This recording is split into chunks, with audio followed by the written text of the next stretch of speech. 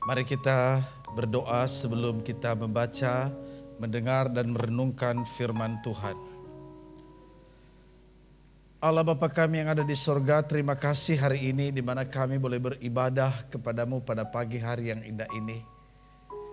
Puji-pujian yang telah kami naikkan kepadamu, biarlah itu menjadi hormat dan kemuliaan bagi namamu.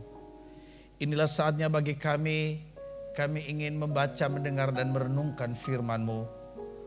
Biarlah Engkau sendiri yang berbicara kepada kami lewat firman-Mu. Dan kami semua yang pada pagi hari ini yang ada di rumah, dimanapun kami berada, kami telah siap mendengarkannya. Di dalam nama Tuhan Yesus Kristus kami berdoa. Amin. Bapak, Ibu, saudara-saudari yang saya kasih dalam Tuhan Yesus Kristus, tema firman Tuhan kepada kita pada pagi hari ini adalah Oh sing unto the Lord. Oh bernyanyi untuk Tuhan. Mazmur 96 ayat 1 sampai 13 yang menjadi landasan daripada khotbah ini. Mazmur 96 ayat 1 sampai 13. Saya akan membacakan ayat-ayat ini dari Bapak Ibu saudara di rumah dimanapun berada. Boleh mengikuti di Alkitabnya masing-masing. Demikian firman Tuhan. Judul perikopnya Allah, Tuhan dan Hakim seluruh bumi. Nyanyikanlah nyanyian baru bagi Tuhan. Menyanyilah bagi Tuhan, hai segenap bumi.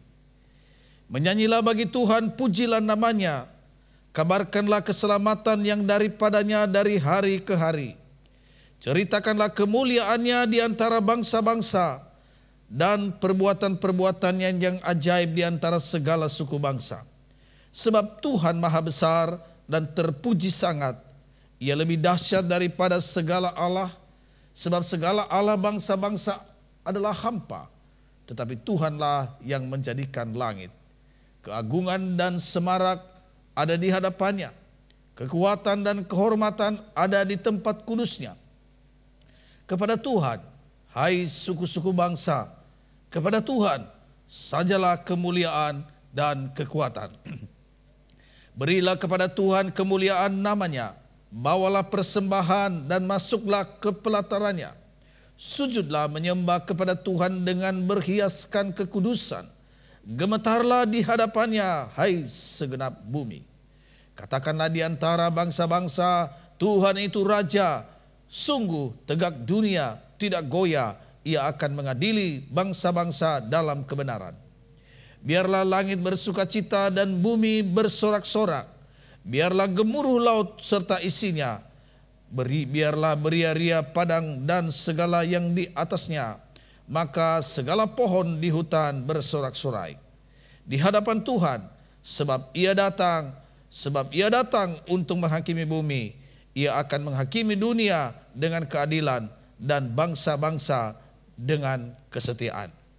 Demikian jauh pembacaan firman Allah. Kita berbahagia kalau kita mendengar, memelihara dan melakukan dalam kehidupan kita sehari-hari. Haleluya. Saudara, judul daripada perikop kita, Allah, Tuhan dan Hakim seluruh bumi. Allah yang kita percaya di dalam Tuhan Yesus Kristus adalah Allah pencipta alam semesta ini. Tetapi juga dia adalah dikatakan adalah hakim. Hakim yang adil untuk seluruh dunia itu. Oleh karena itu Bapak Ibu Saudara-saudara, Tuhan kita itu layak dipuji, disembah oleh kita. Dan dia layak menerima puji-pujian dari kita. Saudara yang saya kasih dalam Tuhan, pembacaan kita di dalam Mazmur 96 ayat pertama dikatakan tadi, nyanyikanlah nyanyian baru bagi Tuhan. Nyanyikanlah bagi Tuhan, hai segenap bumi. Dimulai Mazmur ini dengan mengatakan nyanyikanlah nyanyian baru bagi Tuhan. Apa itu nyanyian baru? Saudara, kalau kita melihat dari Alkitab kita, Perjanjian Lama dan Perjanjian Baru, kata nyanyian baru kita menemukan ada 9 kali di dalam Alkitab. Kalau kita memperhatikan di dalam kitab Mazmur ada 6 kali disebutkan nyanyian baru. Kalau kita memperhatikan dalam kitab Yesaya ada 1 kali, yaitu Yesaya 42 ayat 10. Karena kalau kita melihat dalam perjanjian baru, kitab Wahyu, ada 2 kali disebutkan nyanyian baru. Di sini kita menemukan bahwa Tuhan berulang-ulang menyuruh kita menyanyikan nyanyian baru untuk hormat dan kemuliaan bagi nama Tuhan. Pertanyaannya, apa arti nyanyian baru? Saudara, definisi nyanyian baru yang biasanya kita pahami adalah bukan nyanyian biasa, tetapi adalah sebuah nyanyian yang baru diciptakan dan mau dinyanyikan. Saudara, ada benarnya, tetapi tidak benar semua dari sudut pandang Alkitab. Yang Alkitab mau katakan itu saudara-saudara berbeda. Karena maksud Tuhan bukanlah definisi yang seperti itu. Nyanyian lama pun yang kita sudah hafal di luar kepala kita, kita bisa menyebutkan dengan baik karena sudah berulang-ulang dan sudah lama sekali kita tahu lagu itu saudara bisa jadi menjadi nyanyian baru di hadapan Allah. Nah saudara, nyanyian baru itu adalah keluar dari dalam hati kita. Karena kita mengalami sesuatu pengalaman baru bersama dengan Tuhan. Jadi sebuah nyanyian yang lahir dari dalam hati kita oleh karena pengalaman bersama dengan Tuhan itu disebut nyanyian baru. Sehingga artinya bukanlah identik dengan lagu yang baru diciptakan. Saudara, ada beberapa arti nyanyian baru dari perspektif firman Tuhan. Saudara, nyanyian baru itu bisa berarti kita menyanyikannya dengan cara yang baru karena kita punya pengalaman baru dengan Tuhan. Itu nyanyian baru. Atau juga kita menyanyikan lagu itu sudah lama sekali, tetapi kita menyanyikannya lagi dengan pengertian yang baru. Mungkin kita sudah nyanyi biasa-biasa saja. Tetapi ketika kita menyanyikan lagu itu pada saat itu, maka ada pengertian baru tentang makna rohani yang dalam di dalam kaitan hubungan kita dengan Tuhan. Itu nyanyian baru. Atau juga dengan sikap hati yang baru. Ketika saya menyanyikan lagu misalnya sangat besar anugerahnya. Lagu itu sudah lama sekali saya tahu. Tetapi saudara, dengan sikap hati yang baru saya menyanyikan itu nyanyian baru. Atau dengan sukacita yang baru. Mungkin ada banyak lagu-lagu biasanya biasa-biasa saja. Tetapi ketika saya menyanyikan lagu itu ada sukacita yang baru, sukacita surgawi, sukacita rohani, maka itu disebut adalah nyanyian baru. Saudara yang saya kasih dalam Tuhan Yesus Kristus, saya memberikan sebuah contoh mengenai seorang yang bernyanyi dengan nyanyian baru, saudara. Ia adalah seorang bernama William Cowper. Seorang penyair sekaligus penulis himne atau nyanyian pujian asal Inggris di abad ke-19. Saudara, ia sangat bergumul dengan penyakitnya. Orang ini sakit, depresi. Dan depresinya itu kambuhan sepanjang hidupnya. Saudara, dalam keadaan seperti itu pun dia tidak sembuh. Tetapi ia menulis nyanyian pujian yang selalu menyentuh hati setiap orang yang menyanyikannya. Terutama saat kehidupan kita sedang bergolak dan kita berupaya keras untuk tetap beriman kepada Tuhan. Nah, lagunya ini sangat bagus sekali, saudara. Nah, salah satu himne yang paling terkenal judulnya adalah Allah Bekerja dengan Cara yang Misterius. Dan William Cowper berkata begini, hai orang-orang kudus yang gentar, bangkitlah dengan semangat baru, sehingga awan gelap yang menakutkanmu menjadi gumpalan belas kasihan yang syarat dengan berkat. Wah, indah sekali lagunya, saudara. Hai orang-orang kudus yang gentar karena ada masalah dalam kehidupanmu, apapun masalahmu, bangkitlah dan ada semangat baru. Semangat baru. Dan melalui dia bangkit dengan semangat baru, kata lagu ini, dia katakan bahwa awan gelap yang menakutkanmu awan yang barangkali pekat, hitam, dan menakutkan. Maka saudara, ketika engkau bangkit dengan semangat yang baru, maka awan gelap itu menjadi gumpalan belas kasihan yang syarat dengan berkat Tuhan. Puji Tuhan saudara, lagu yang luar biasa. Kita sering berpikir bahwa nyanyian kemenangan itu tentang iman selalu ditulis oleh orang-orang yang berhasil mengatasi masalahnya, ada kemenangan. Oh saudara, ternyata tidak. Ternyata orang yang di dalam pergumulan itu, dia bisa menulis lagu yang sungguh-sungguh menjadi berkat.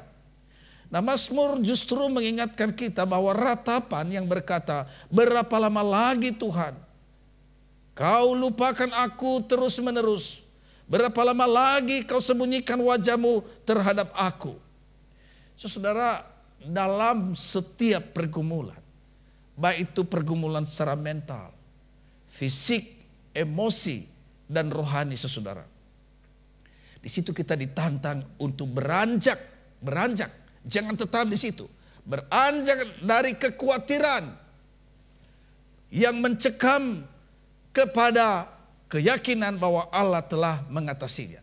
Sekali lagi saudara, kita ditantang untuk beranjak dari kekhawatiran yang mencengkam kepada keyakinan bahwa Allah telah mengatasinya.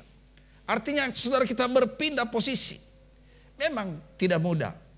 Itulah yang dilakukan oleh William Cowper. Selalu mendapati bahwa Allah lebih hebat dari apa yang ia bayangkan. Dia katakan saudara bahwa hati bersorak-sorak karena keselamatan dari Tuhan. Dan dia menyanyi untuk Tuhan karena perbuatan Tuhan yang ajaib. Puji Tuhan saudaraku yang saya kasih dalam Tuhan Yesus Kristus. Dalam bagian firman Tuhan tadi di situ dikatakan, mari kita menyanyikan nyanyian baru bagi Tuhan. Menyanyilah bagi Tuhan, hai segenap bumi. Ayat yang kedua dikatakan, menyanyilah bagi Tuhan, pujilah namanya, kabarkanlah keselamatan yang daripadanya dari hari ke hari. Ceritakanlah kemuliaannya di antara bangsa-bangsa dan perbuatan-perbuatannya yang ajaib di antara segala suku bangsa.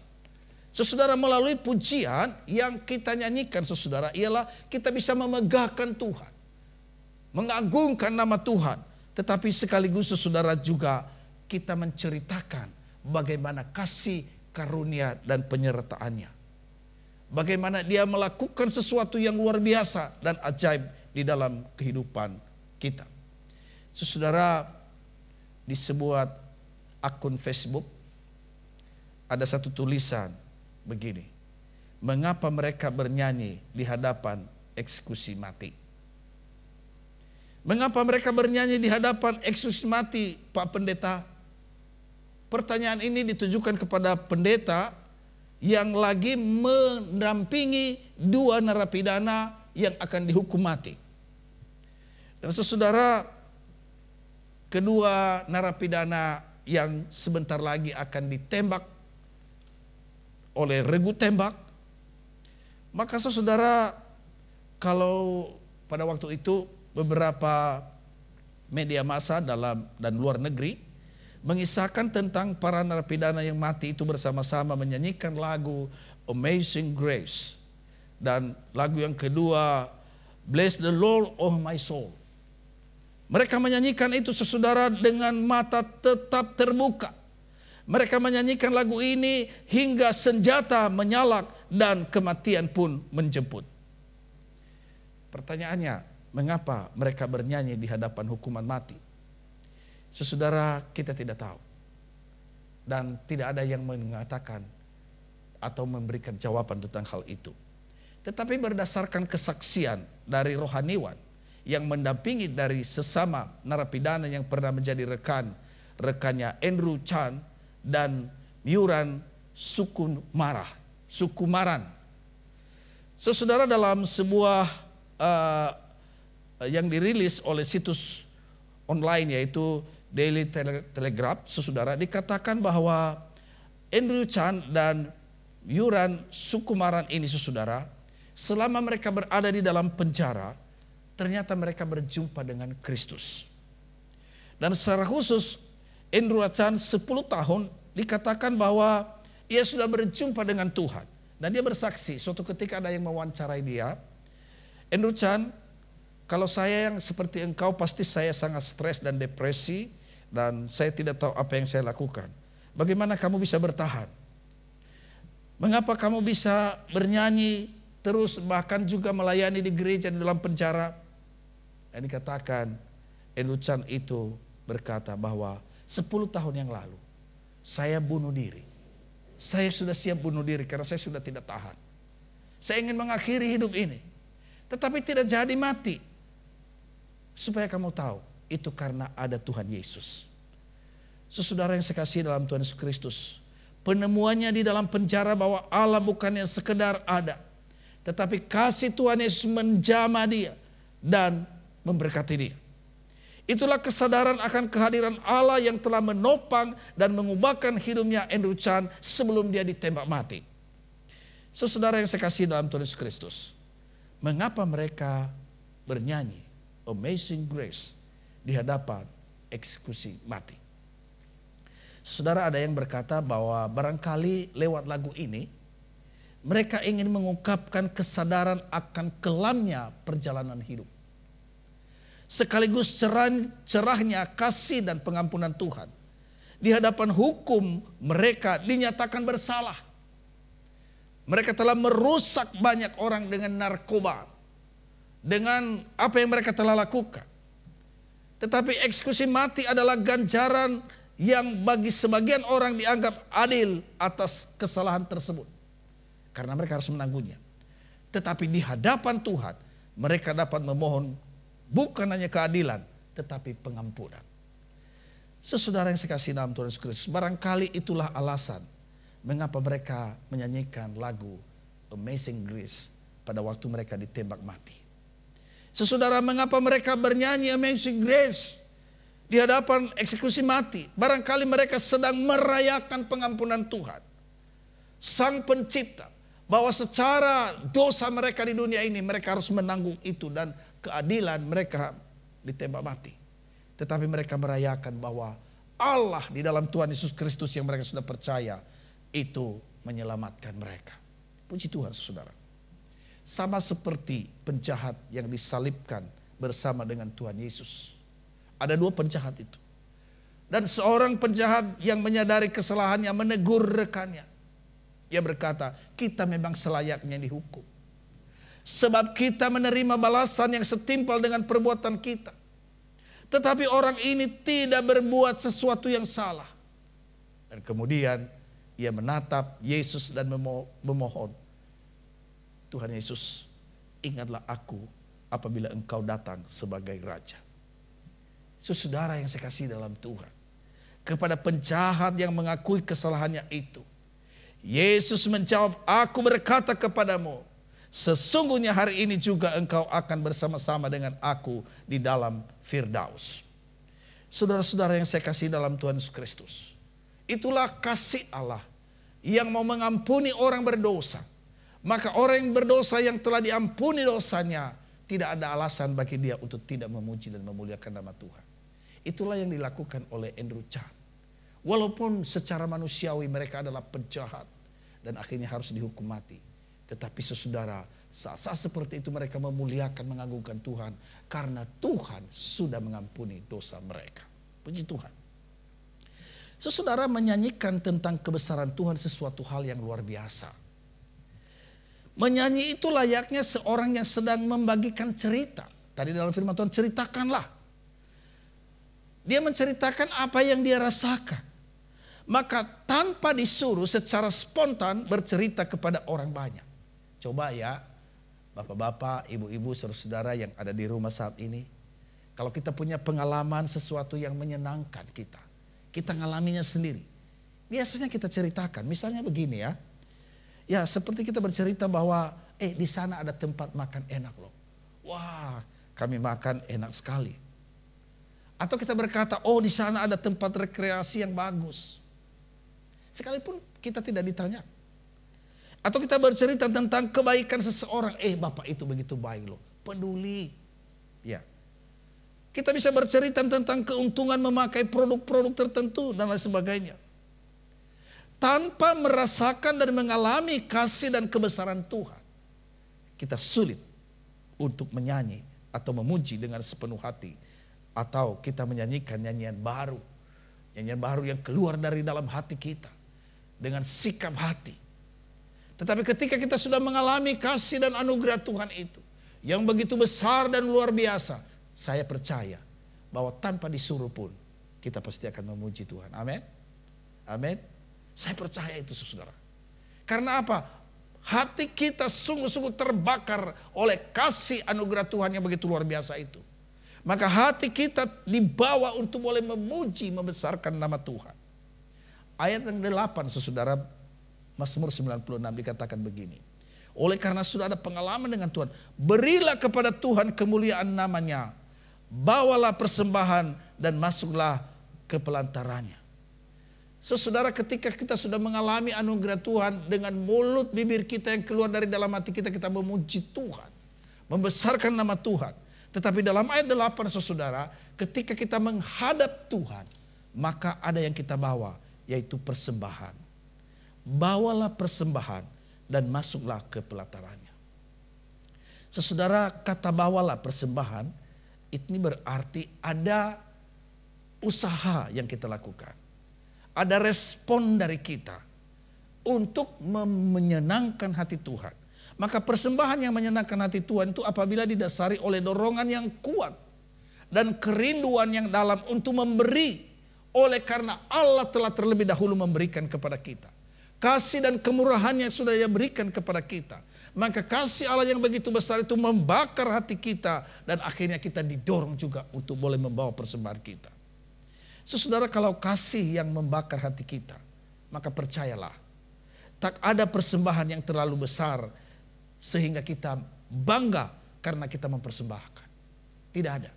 Dan tidak ada juga persembahan yang terlalu kecil sehingga kita merasa minder.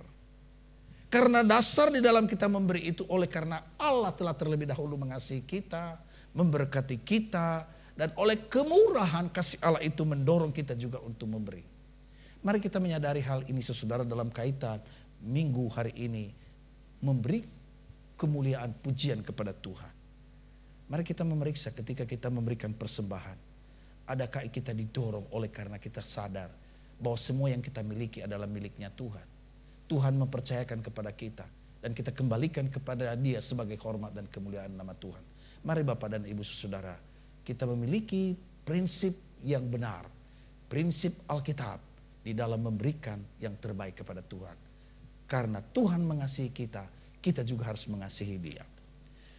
Saudara-saudara yang saya kasih dalam Tuhan Yesus Kristus, mengapa Tuhan menyuruh kita terus-menerus menyanyikan nyanyian baru?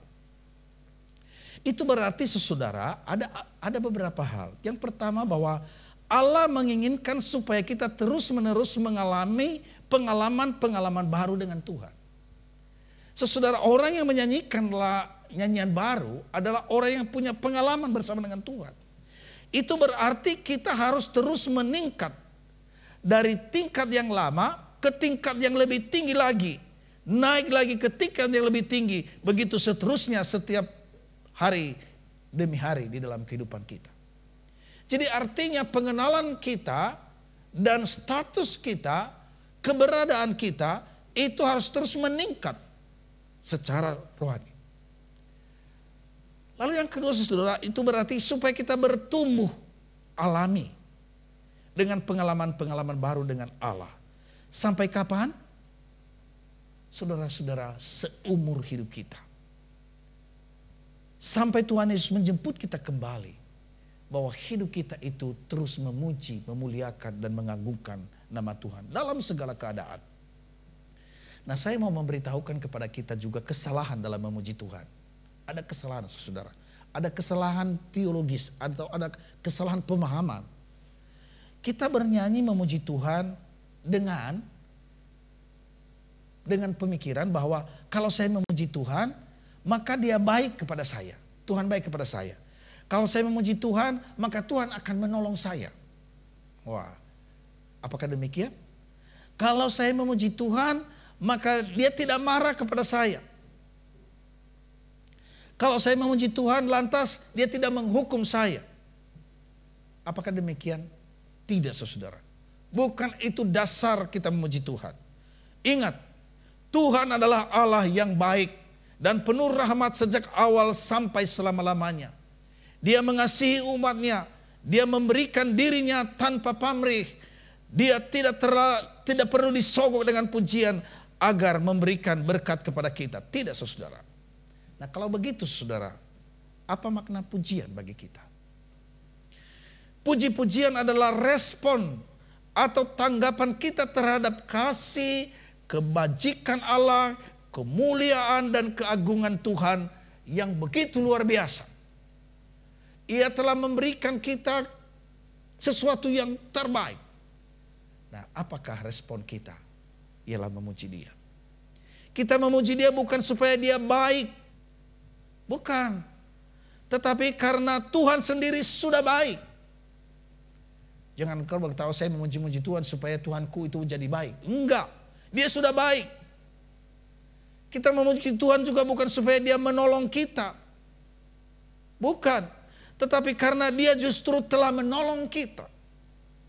Bukan supaya Dia tampak agung dan mulia. Tuhan kita sudah agung dan mulia. Tidak perlu dimuliakan. Boleh karena memuji Tuhan supaya Dia mulia. Tidak. Tetapi karena Dia memang benar-benar agung dan mulia. Artinya adalah tanpa pujian dari kita, kebesaran dan keagungan Allah tidak akan berkurang sedikit pun. Tetapi sebagai orang-orang yang telah diselamatkan, yang senantiasa diberkati dan dilindungi oleh Allah, tentulah kita pantas memuji namanya. Amin. Ya, kita sudah mengalami berkat anugerah Tuhan, keselamatan yang luar biasa. Maka apa respon kita? Memuji Dia. Hanya puji-pujian itulah yang dapat kita lakukan sebagai ungkapan syukur dan terima kasih kita kepada Dia. Selain daripada membawa persembahan kita tadi dan mempersembahkan tubuh kita. Oleh karena itu, saudara, teruslah menyanyi. Nyanyikanlah nyanyian baru bagi Tuhan dan pujilah namanya. Saya mengakhiri khotbah ini, saudara, dengan perjumpaan Tuhan Yesus dengan 10 orang sakit kusta. Dan pada waktu mereka bertemu, orang-orang kusta itu berkata, Yesus, kasihanilah kami. Apa respon daripada Tuhan? Yesus sendiri berespon dan dengan tegas berkata, perlihatkanlah dirimu kepada imam. Nah, saudara, orang-orang kusta nggak boleh bertemu dengan imam. Mereka dikucilkan, saudara, diasingkan. Tapi Yesus berkata, perlihatkanlah dirimu, disuruh ke sana. Dan saudara tahu, ketika dalam perjalanan mereka semua disembuhkan dari sakit kustanya. 10 orang. Tidak lama kemudian, saudara, ada seorang yang kembali kepada Tuhan Yesus. Dan ketika dia kembali kepada Tuhan Yesus, dia sudah disembuhkan dari sakit kustanya. Maka saudara, dia tersungkur. Dia menyembah Tuhan, dia bersyukur kepada Tuhan. Tuhan Yesus bertanya, di mana yang 9 orang? Saudara, hanya 1 yang tahu berterima kasih. Yang 9 lupa. Mungkin juga mereka mengikuti kata Tuhan, menemui para imam. Mungkin mereka udah lama selama ini mereka sakit kusta dan tidak bisa bersama dengan masyarakat pada umumnya. Oh, girang mereka. Dan dalam kegirangan mereka barangkali akhirnya lupa datang kepada Tuhan mengucap syukur untuk apa yang telah mereka terima. Ini sebuah pembelajaran bagi kita Bapak dan Ibu saudara. Mari kita merenungkan hari ini. Berapa banyak yang Tuhan sudah lakukan dalam kehidupan kita. Mari kita merenungkan. Ketika saya mengingat-ingat beberapa pendeta yang telah pergi oleh karena sakit corona. Banyak saudara. Orang Kristen banyak. Terlebih yang lain. Tapi puji Tuhan, saya terus berdoa supaya jemaat GKBI dilindungi oleh Tuhan. Supaya keluarga-keluarga kita dijaga oleh Tuhan. Dan sampai saat ini, Ebenezer, sampai di sini Tuhan sudah menolong kita. Sampai di sini kita bisa ada sebagaimana adanya. Itu karena pertolongan Tuhan. Dan dalam responnya itu, apa yang engkau berikan kepada Tuhan?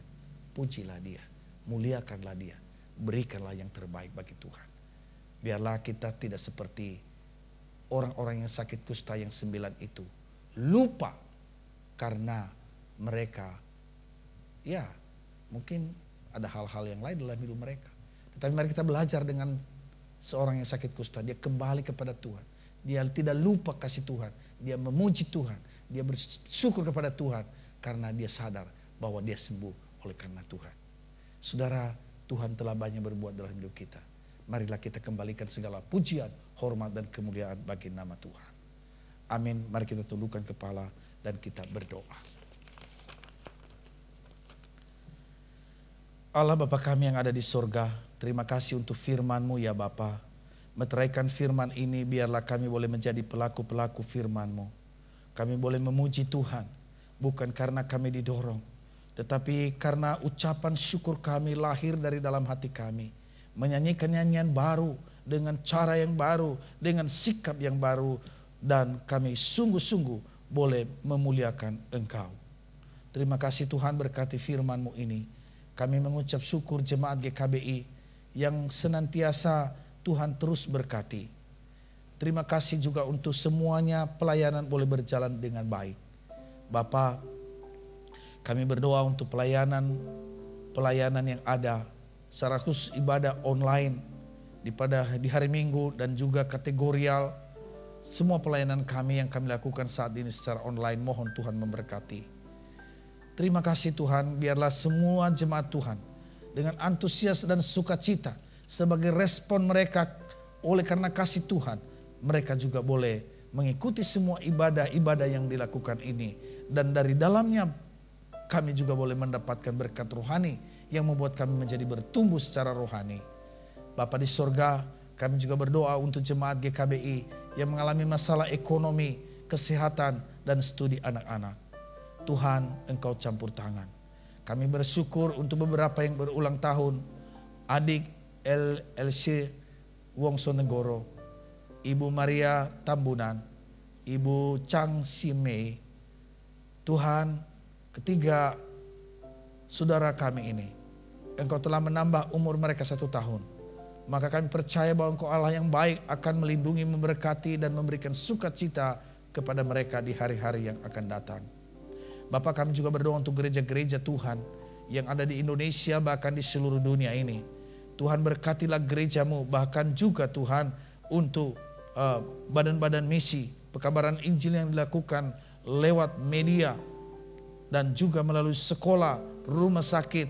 Tuhan berkatilah.